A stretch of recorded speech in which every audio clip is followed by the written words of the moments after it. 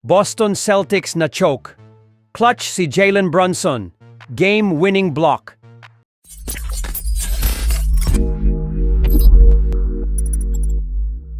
Intense Game 2 ng Boston Celtics versus New York Knicks.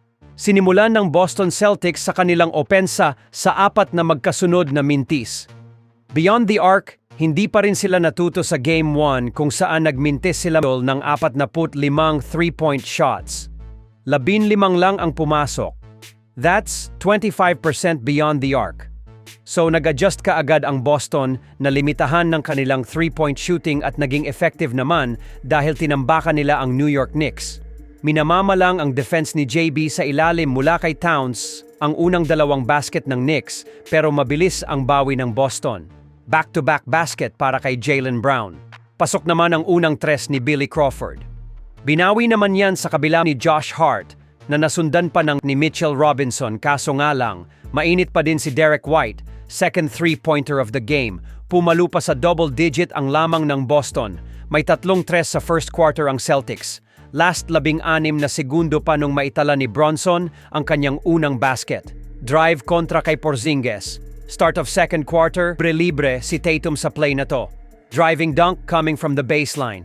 Pero napa-takeover naman si Karl Anthony Towns sa next back-to-back and 1 basket kontra sa veteran na si Al Horford. Burado din ang double-digit lead ng Boston dahil sa ginawang 8 straight points ni Towns.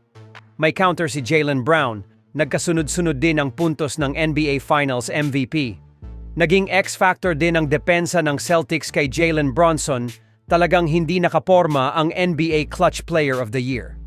Sa lahat ng player ng Boston Celtics, si Derek White lang ang may magandang shooting outside the arc with 3 triples. Umabot ng 16 na puntos, ang pinakamalaking lead ng Boston Celtics bago nag-run naman ng New York Knicks. But still, Boston Celtics on top end of first half. Third quarter, Jason Tatum started the offense for Boston. Quick 5 straight points mula kay Tatum, pero sagot naman ng run ang Knicks. Eto Al Horford yung kanina pang binubuli ni Towns sa ilalim. Butatana ang inab. Mala-football na bangga sa depensa ni Holiday. Talsek ang player ng Boston. Foul pa dyan si Holiday. After nyan, eto ang sumunod na nangyari. Insane poster dunk ni OG Anunoby kay White. Kaso nga lang offensive foul ang player ng Knicks.